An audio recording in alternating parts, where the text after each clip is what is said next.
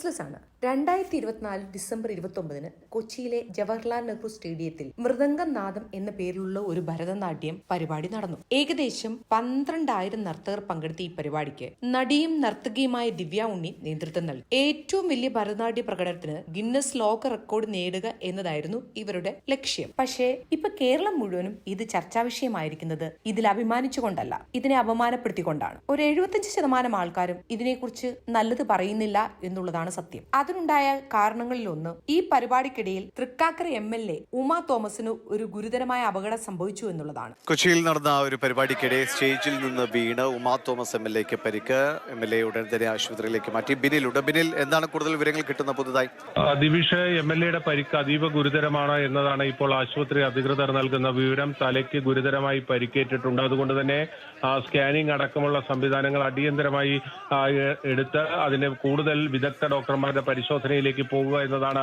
VIP gallery സ്ഥാപിച്ച താൽക്കാലിക സ്റ്റേജിൽ നിന്ന് ഏകദേശം 15 അടിയോളം ഉയരത്തിൽ നിന്ന് അവർ താഴേക്ക് വീണു. ഇതിന്റെ ഫലമായി തലയ്ക്കും നെഞ്ചിനും ഗുരുതരമായ പരിക്കുകൾ സംഭവിച്ചു. ഉടനെ തന്നെ അവരെ സമീപത്തെ ഒരു സ്വകാര്യ ആശുപത്രിയിലേക്ക് കൊണ്ടുപോയി വെന്റിലേറ്ററിൽ പ്രവേശിപ്പിച്ചു. ലഭ്യമായ ഏറ്റവും പുതിയ വിവരങ്ങൾ പ്രകാരം അവരുടെ ആരോഗ്യനില ഇപ്പോഴും അതീവ ഗുരുതരമാണ്. ഈ സംഭവ സ്ഥലത്തുണ്ടായിരുന്ന മാധ്യമപ്രവർത്തകർ പറയുന്നത് അവർ താഴെ വീണ ഉടനെ തന്നെ അവരുടെ മുഖത്തു നിന്ന് തല പൊട്ടി വളരെയധികം ചോര വന്നു എന്നുള്ളതാണ്. അവിടെ ഈ പരിപാടിയുടെ സംഘാടകരായിട്ടുള്ള ആരും തന്നെ സഹായത്തിനെത്തിയില്ല. അവിടെ കൂടിയിരുന്ന ഈ മാധ്യമ പ്രവർത്തകരൊക്കെ തന്നെയാണ് ഇവരെ പെട്ടെന്ന് സ്വകാര്യ ആശുപത്രിയിലേക്ക് മാറ്റിയത്. ഇത് അവിടെ കൂടിയിരുന്ന മാധ്യമ പ്രവർത്തകരുടെ തന്നെ വിവരണമാണ്. സംഭവത്തെ തുടർന്നുള്ള പ്രതികരണവുമായി സുരക്ഷാ വീഴ്ചകളെ ചൂണ്ടിക്കാട്ടി കേരള പോലീസ് പരിപാടിയുടെ സംഘാടകർക്കെതിരെ കേസ് രജിസ്റ്റർ ചെയ്തിട്ടുണ്ട്. അഗ്നിശമന സേന നടത്തിയ പ്രാഥമിക അന്വേഷണത്തിൽ സ്റ്റേജിൽ ആവശ്യമായ ബാരിക്കേഡുകൾ സ്ഥാപിക്കാതിരുന്നതും സ്റ്റേജിന്റെ ശേഷിക്കുറവ് പരിഗണിക്കാതെ കൂടുതൽ കസേരകൾ സ്റ്റേജിന് മുകളിൽ വെച്ചതുമൊക്കെയാണ്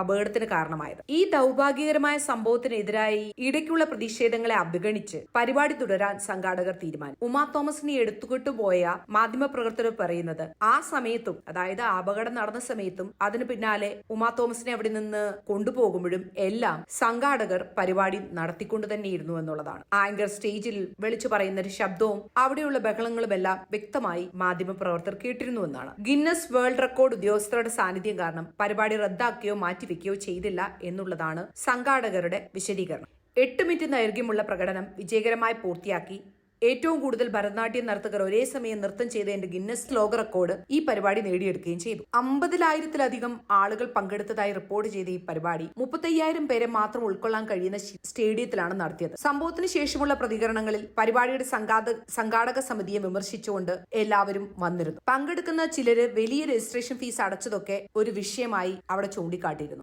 ഈ പരിപാടിയിലെ പ്രധാന നർത്തകിയായിരുന്ന നടി ദിവ്യ ഉണ്ണിയെയും പോലീസ് നോട്ടീസ് നൽകി വിളിപ്പിക്കാൻ തീരുമാനിച്ചിരിക്കുകയാണ്. കാരണം ഈ പരിപാടിയെക്കുറിച്ച് വലിയ രീതിയിൽ പരാതികൾ ഉയരുന്നു. ഒപ്പം തന്നെ ഇത് സംഘാടനത്തിലെ പിഴവുകളും അടക്കം പരാതിയിൽ ഉയർന്നു വന്ന സാഹചര്യത്തിൽ ഈ പരിപാടിയുമായി ബന്ധപ്പെട്ട എല്ലാവരെയും വിളിപ്പിക്കാൻ തീരുമാനിച്ചിട്ടുണ്ട് എന്നാണ് കൊച്ചി DCP നമ്മളോട് പറഞ്ഞത്.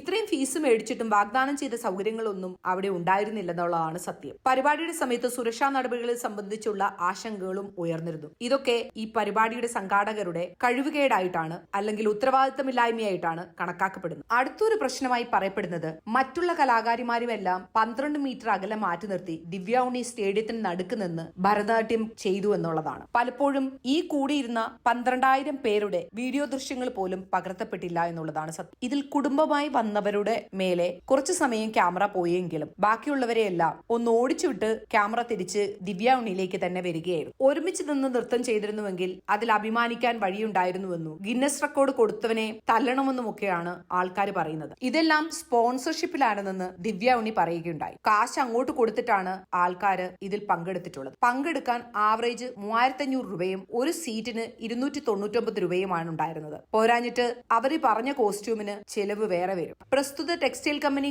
സ്പോൺസർ ചെയ്തു എന്ന് പറയുന്ന കോസ്റ്റ്യൂമിന് പൈസ കൊടുക്കണമായിരുന്നു. പാർട്ടിസിപ്പേറ്റ് ചെയ്തവർക്ക് സർട്ടിഫിക്കറ്റ് കിട്ടും വേൾഡ് റെക്കോർഡിന്റെ. സംഘാടകർ ഇതുവഴി ഉണ്ടാക്കിയത് 12,000 പേരുടെ 3,500 വെച്ച് എത്രയാണെന്ന് നമുക്ക് ഊഹിക്കാമല്ലോ. ഇതൊക്കെയാണെങ്കിൽ ആണെങ്കിലും ദിവ്യ ഉണ്ണി സെന്ററിൽ നിന്ന് കളിക്കുകയും ബാക്കിയുള്ളവരെ ബൗണ്ടറിയിലേക്ക് തള്ളാനുണ്ടായ കാരണം കേരള ബ്ലാസ്റ്റേഴ്സിന്റെ തലയിലാണ്. അവര് മെയിൻറ്റെയിൻ ചെയ്യുന്ന ഫുട്ബോൾ ഗ്രൗണ്ട് ആയതുകൊണ്ടാണ് ദിവ്യ ഉണ്ണിക്ക് മാത്രം പ്രവേശനം കൊടുക്കുകയും ബാക്കിയുള്ളവരെ ബൗണ്ടറിയിലേക്ക് തള്ളിയതുമെന്നുള്ളതാണ് ഇപ്പോൾ പറയുന്ന ന്യായീകരണം. പക്ഷെ അതൊരു വ്യക്തമായ ന്യായീകരണമാണോ?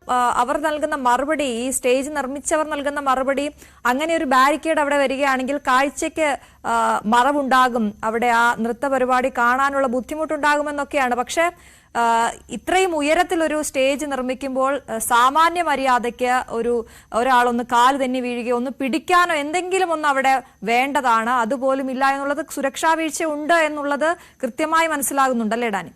ഇനി മറ്റൊരു പ്രോബ്ലം, മുൻ പ്രധാനമന്ത്രി മൻമോഹൻ സിംഗ് അന്തരിച്ച സാഹചര്യത്തിൽ 7 ദിവസത്തെ ദേശീയ ദുഃഖാചരണം പ്രഖ്യാപിച്ചിരിക്കുന്ന അവസരത്തിൽ ഇങ്ങനെയുള്ള പരിപാടികളിൽ MLA-മാരും മന്ത്രിമാരും ഒക്കെ പങ്കെടുക്കുന്നത് അനുചിതമല്ലേ? ഇതിനൊരു കാരണം പറയുന്നത് ഭരതനാട്യം ഒരു പരമ്പരാഗത സാംസ്കാരിക കലാരൂപമാണെന്നും ഇത് വിനോദം എന്നതിനേക്കാൾ ഉപരി ഇന്ത്യയുടെ പാരമ്പര്യത്തെ ആദരിക്കുന്നതാണെന്നും ഒക്കെ വാദിക്കാവുന്നതാണ്. പിന്നെ ഒരു റീസൺ പറയുന്നത് ഇതൊരു സാംസ്കാരിക പരിപാടി ആയതുകൊണ്ട് ഈ പരിപാടി ഇന്ത്യൻ പാരമ്പര്യത്തോട് ആദരവ് കാണിക്കുന്നതിന് വേണ്ടിയാണ്. കൂടാതെ മുൻകൂട്ടി തീരുമാനിച്ച പ്രതിബദ്ധത കൊണ്ട് ഒക്കെയാണ് ഇതിന് മന്ത്രിയും MLA ഒക്കെ പങ്കെടുത്തതെന്ന് പറയാം. പക്ഷേ പൊതു ആഘോഷ പരിപാടികളുടെ സ്വഭാവമുള്ള കാര്യങ്ങളിൽ ഈ 7 ദിവസത്തെ ദുഃഖാചരണം ഉള്ളപ്പോൾ പങ്കെടുക്കാൻ പാടില്ല എന്നുള്ളതാണ് സത്യം. ദേശീയ ദുഃഖാചരണം എന്ന് പറയുന്നത് സങ്കടത്തിന്റെ ആദരവിന്റെ സമയമാണ്. കൂടാതെ ഭരണപ്രതിനിധികള് മാതൃക കാണിക്കേണ്ടതും ഇവിടെയൊക്കെ തന്നെയാണ്. ഉമാ തോമസ് മറിഞ്ഞു വീണ് തലപൊട്ടിക്കിടന്ന സമയത്ത് IB-യുടെ ഉൾപ്പെടെയുള്ളവര് സ്റ്റേജിൽ തന്നെ തുടരുകയാണ് ഉണ്ടായത്. അപ്പൊ പിന്നെ മന്ത്രിയുടെ കാര്യം പറയണ്ടല്ലോ. ഒരു മര്യാദയുടെ പേരിൽ കുറച്ചു സമയത്തേക്ക് ആ പരിപാടി ഒന്ന് ഹോൾഡ് ചെയ്യാമായിരുന്നു. ഇങ്ങനെ ഒരു അപകടം നടന്ന കാര്യം മറ്റുള്ളവരെ അറിയിക്കാമായിരുന്നു. അതിനുശേഷം പ്രോഗ്രാം വീണ്ടും തുടങ്ങുകയായിരുന്നെങ്കിലും അന്തസ്സുണ്ടായിരുന്നു. ഈ സംഘാടകർക്കെതിരെ വ്യക്തമായ രീതിയിൽ അന്വേഷണം പോകേണ്ടതാണ്. കാരണം ഇങ്ങനെ ഒരു പരിപാടി ഉണ്ടാകുമ്പോൾ സുരക്ഷാ നടപടികൾ കറക്റ്റായിട്ട് കൊണ്ടുപോകേണ്ടതാണ്. സ്റ്റേജ് ഡിസൈൻ ആയാലും അടിയന്തര ഘട്ടങ്ങളിലുള്ള സഹായങ്ങളായാലും എല്ലാം ഇതിനോടനുബന്ധിച്ച് നടത്തേണ്ടതാണ്. ഒരു അഗ്നിശമന ദുരന്ത നിവാരണ അതോറിറ്റികളെ ഉൾപ്പെടുത്തി പരിപാടിക്ക് മുമ്പായി സമഗ്രമായ ഒരു സുരക്ഷാ ഓഡിറ്റ് നടത്തേണ്ടത് അത്യാവശ്യമായിരുന്നു. 12,000-ലധികം പേരാണ്, നർത്തകരാണ് ഇന്നലെ ഭരതനാട്യം കാര്യങ്ങളുമായിട്ട് ഇവിടെ ഉണ്ടായത്. അത്രമാത്രം പേർ ഈ ഗ്രൗണ്ടിലുണ്ട്. നമുക്ക് ഈ ഗ്രൗണ്ട് കാണാം. ഈ ഗ്രൗണ്ടിൽ അത്രയും പേരുണ്ട്. ഒപ്പം തന്നെയും ഇവിടെ ക്ഷണിക്കപ്പെട്ട അതിഥികളും എല്ലാവരും ഉണ്ട്. അപ്പോൾ ഇത്രയും പേര് ഇതിനകത്തേക്ക് വരുമ്പോൾ സുരക്ഷാ പ്രോട്ടോകോൾ എന്നൊരു സംഭവമുണ്ട്. അപ്പോൾ ആ കാര്യങ്ങളിൽ എന്ത് കരുതൽ സ്വീകരിച്ചു? പിന്നെ അതുപോലെ തന്നെ ജനക്കൂട്ട നിയന്ത്രണം ഉണ്ടായിരിക്കേണ്ടതാണ്. സ്റ്റേഡിയത്തിന്റെ ശേഷി അനുസരിച്ചല്ലാതെ ടിക്കറ്റ് വിൽപ്പന നടത്താൻ പാടില്ലായിരുന്നു. മെഡിക്കൽ ടീം അവിടെ ഉണ്ടായിരിക്കേണ്ടത്, അതുപോലെ തന്നെ ആംബുലൻസ് ഉണ്ടായിരിക്കേണ്ടത് എല്ലാം ആവശ്യകത തന്നെയാണ്. പിന്നെ ഇങ്ങനെയുള്ള ഇവന്റുകളുടെ പ്രീ ഇവന്റ് പരിശോധനകൾ ശരിക്കും സംഘടിപ്പിക്കേണ്ടതുണ്ട്. ഇതിന്റെ നടത്തിപ്പുകാരെ കുറിച്ച് അത്ര നല്ല കേൾവിയല്ല കേൾക്കുന്നത്. ഇവര് 3,500 രൂപ മുതൽ 8,000 രൂപ വരെ പങ്കെടുത്ത ഓരോ ആൾക്കാരുടെ കയ്യിൽ നിന്നും വാങ്ങിയിട്ടുണ്ടെന്നാണ് കേൾക്കുന്നത്. വേറൊരു രസം എന്താണെന്ന് ചോദിച്ചാൽ പ്രകൃതിയെ സംരക്ഷിക്കാൻ വേണ്ടിയാണെന്ന് പറഞ്ഞ് പേപ്പറോ ബില്ലോ റെസിപ്റ്റോ ഒന്നും ഇതുവരെ പങ്കെടുത്ത ആർക്കും കിട്ടിയിട്ടില്ല. ഇനി ഈ സർട്ടിഫിക്കറ്റ് കിട്ടാൻ വേണ്ടി 3,000 രൂപ വീണ്ടും കൊടുക്കണമെന്നാണ് പറയുന്നത്. ഏകദേശം 10 കോടിയിൽ മുകളിൽ തട്ടിപ്പ് നടത്തിയിട്ടും സെക്യൂരിറ്റി സെറ്റപ്പ് ഒരുക്കിയ പരിപാടിയാണിത്. 12,000 പേരിൽ പലരും ഒരു ധാരണയുമില്ലാതെ നോക്കിക്കളിച്ചവരാണെന്ന് വീഡിയോ കണ്ടാൽ മനസ്സിലാകും. ഈ പരിപാടിക്കെതിരെ ഇത് സാമ്പത്തിക തട്ടിപ്പാണെന്ന് പറഞ്ഞ് ഗിന്നസ് ബുക്കിൽ തന്നെ അപ്പീലുമായി മലയാളികൾ പോകുന്നുണ്ടെന്നാണ് ഇപ്പോൾ കേൾക്കുന്നത്. പല കുട്ടികളുടെയും അരങ്ങേറ്റമായിരുന്നു അത്. ആ അരങ്ങേറ്റത്തിൽ ഒരു തവണ പോലും മുഖം ക്യാമറയിൽ പതിയാതെ പോയവരുണ്ട്. തന്റെ അരങ്ങേറ്റത്തിന്റെ ഓർമ്മ അവരുടെ മനസ്സിൽ മാത്രമായിരിക്കും. എന്താണെങ്കിലും ദിവ്യ ഉണ്ണിക്കും സംഘാടകർക്കും നല്ല രീതിയിൽ ഗുണമുണ്ടായിട്ടുണ്ട്. ഇതിൽ ദിവ്യ ഉണ്ണിയെ കുറ്റം പറഞ്ഞിട്ട് കാര്യമില്ല. സംഘാടകരാണല്ലോ ഇതിന് പിന്നിൽ പ്രവർത്തിച്ചിട്ടുള്ളത്. പിന്നെ ദിവ്യ ഉണ്ണിക്കെതിരെ വരുന്ന വിമർശനങ്ങൾ അത് കലാഭവമണി തൊട്ട് ഇങ്ങോട്ട് തുടങ്ങിയതാണല്ലോ. കലാഭവമണിയുടെ കേസിൽ അവർ ഈയിടെ ഒരു ഇന്റർവ്യൂ കൊടുത്ത് വന്നിരുന്ന് കരഞ്ഞതാണ്. അവർക്ക് മണിച്ചേട്ടനുമായിട്ട് നല്ലൊരു പ്രൊഫഷണൽ റിലേഷൻഷിപ്പ് ആയിരുന്നു ഉണ്ടായിരുന്നതെന്നും. എനിക്കറിയാം, അദ്ദേഹത്തിന് അറിയാം. And I don't think it is നമ്മള് ഒരു ജസ്റ്റിഫൈഡ് അല്ലാതെ മണിച്ചേട്ടനെ പറ്റി അങ്ങനെ ഞാൻ എന്തെങ്കിലും പറയണത്. ആളുകൾ പറയും, എന്തായാലും ഒരു ഹിന്ദി പാട്ടില്ലേ, ലോകവും എന്തോന്ന് പറഞ്ഞിട്ട് അവര് പറഞ്ഞുകൊണ്ടേയിരിക്കുന്നുള്ളത്. അവരത് പറഞ്ഞുകൊണ്ടേയിരിക്കും. സോ നമ്മളെന്തിനാന്ന് ഇവരെ ഫീഡ് ചെയ്യണത്? എന്താണേലും മലയാളികളുടെ മനസ്സിൽ കറുത്ത മണിച്ചേട്ടന് വെളുത്ത ദിവ്യ ഉണ്ണി തടഞ്ഞു എന്നുള്ളതാണ് കിടക്കുന്നത്. അതിനി മാറാനൊന്നും പോകുന്നില്ല. പക്ഷെ ഒരുവിധം മാറി വന്നപ്പോഴാണ് ഇപ്പൊ ഈ പ്രശ്നവും കൂടി. കൂടാതെ ഇതിനെ രാഷ്ട്രീയവൽക്കരിക്കാനും ആൾക്കാർ ശ്രമിക്കുന്നുണ്ട് ഉമാ തോമസിന്റെ പേരിൽ. ഇപ്പൊ ഇതൊരു രാഷ്ട്രീയ പരിപാടി ആയിരുന്നെങ്കിലും ഇങ്ങനെയൊക്കെ നടക്കാൻ സാധ്യതയുണ്ട്. പക്ഷേ ഞാൻ മുന്നേ പറഞ്ഞതുപോലെ മറ്റൊരു പ്ലേസിൽ ഈ പരിപാടി നടത്താമായിരുന്നു. ട്രാഫിക് കൂടിയ ഒരു സിറ്റിയിൽ 35,000 പേരെ ഉൾക്കൊള്ളാവുന്ന കാണികളുടെ സ്ഥലത്ത് 50,000 പേരെ ഉൾക്കൊള്ളിച്ച് സുരക്ഷാ സംവിധാനങ്ങളോ ഒന്നുമില്ലാതെ ഇത് നടത്തിയത് തന്നെയാണ് ഇവിടുത്തെ പ്രോബ്ലം. ഞങ്ങളുടെ costume partner and one of our main sponsors Kalyan Silks ആണ്. നമ്മളെല്ലാ നർത്തകരും ഇന്ന് അണിഞ്ഞിരിക്കുന്നത് അവരിതിനു വേണ്ടി നെയ്ത് 12,500ഓളം സാരികൾ കല്യാൺ ഞങ്ങൾക്ക് ഇതിനു വേണ്ടി നെയ്ത് തന്നിട്ടുണ്ട്. അത് ഈ ഒരു ഇവന്റിന്റെ ലോഗോ ഒക്കെ വെച്ചിട്ട് തന്നെയാണ് ഈ ഒരു കോസ്റ്റ്യൂം നെയ്തിരിക്കുന്നത്. ഞങ്ങൾക്ക് എല്ലാവർക്കും ഒരു കീപ് സേക്ക് ആണ്.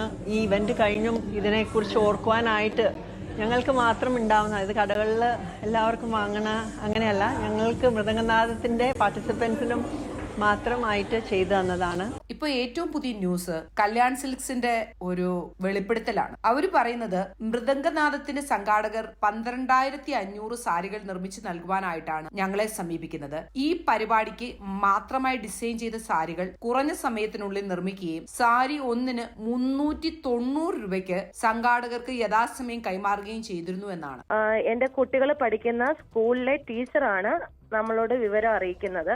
അപ്പോ ഒരു കുട്ടിക്ക് 5,000 രൂപ ചെലവുണ്ട് എന്ന് പറഞ്ഞു. അപ്പോ ഒരു കുട്ടിക്ക് 5,000 രൂപ ആദ്യം നമ്മൾ അവിടെ അടയ്ക്കണം. ശേഷം സാരി വരുമ്പോൾ അതിനുള്ള 1,000 രൂപ ഒരു കുട്ടിക്ക് 1,000 രൂപ വെച്ചും അടയ്ക്കണം എന്ന് പറഞ്ഞു. അപ്പോ ഓക്കെ, നമ്മളത് അംഗീകരിച്ചു. അതിനുശേഷം ഈ 2 കുട്ടികൾക്കുമായപ്പോ 12,000 രൂപ ഈ ഇവന്റിന് ചെലവഴിച്ചു അല്ലേ?